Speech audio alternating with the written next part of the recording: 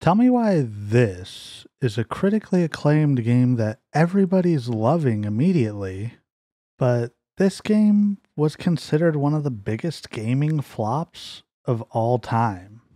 If you're not sure, the comparison is Starfield, which hasn't even come out yet, and No Man's Sky, which released in 2016.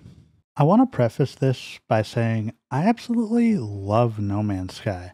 I played it in 2016 from launch, and it's been one of my favorite games, despite a 6 out of 10 rating. But now we see Starfield only with a 7 rating out of 10, and it's not getting the same criticism. Now, this could be because Bethesda is seen as a titan of the industry, and No Man's Sky was released by Hello Games, an indie company, or it could just be because the fans. Either way, we need to hold Bethesda accountable the same way we held Hello Games accountable for No Man's Sky not meeting our expectations. Thankfully for us, though, the phoenix rose from the ashes. Coming back to almost over 200,000 positive reviews on Steam and winning ongoing game of the year. It wasn't just for 1 year against nobody. This was against Apex Legends, Call of Duty Warzone, Fortnite, and Destiny 2. And the game that won out was No Man's Sky. The game that everybody had written off and joked about, even gone as far as hacking the founder's account on Twitter or X, whatever you want to call it, and tweeting this. You can clearly see the shock on Sean's face when they actually won. No Man's Sky. Obviously, this turnaround doesn't happen overnight, so how did it come about? Well, Sean gives a shout out in his speech that I think really explains it. No Man's Sky is such a wonderful game to work on, It's not always easy, though. So moments like this, they mean a lot, This means a lot to me, means a lot to the team.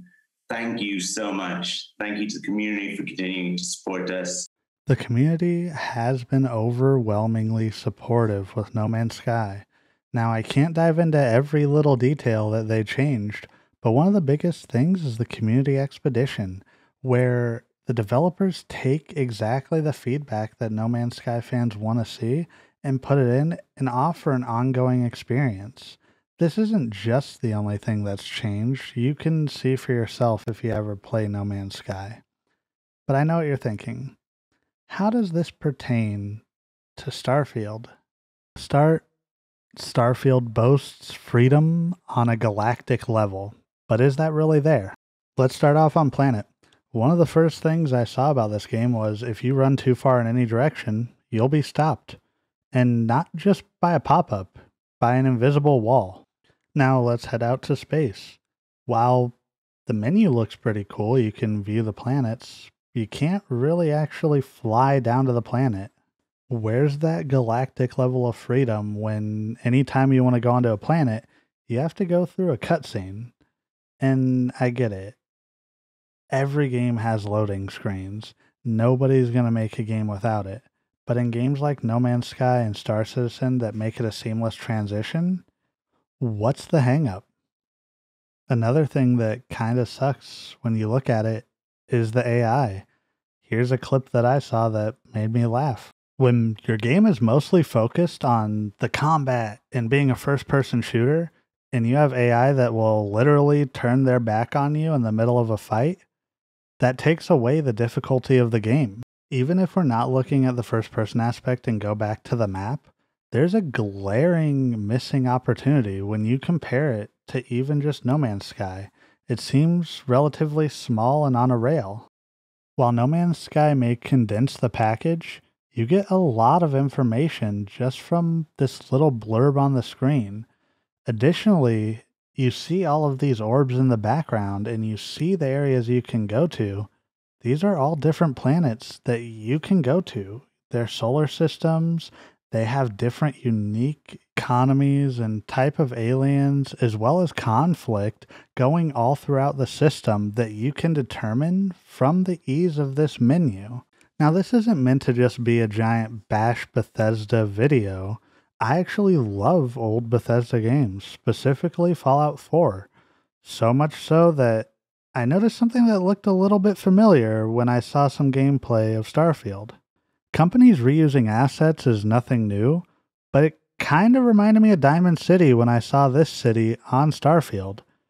To say that this is just a space Fallout has always been kind of a joke, but when I saw this comparison, I realized it might be the truth. Of course, at the end of the day, fun is what matters. If you're having fun playing the game, then you should play the game. But when developers are doing the same things and making the same mistakes, we have to hold them accountable. We can't just let Starfield and Bethesda think that this is the best the game should get, and they should continue to get better. So what do you think? Is Starfield going to revolutionize gaming? Who knows? But what I do know is you're doing everything right today, and you matter. Good. Bye.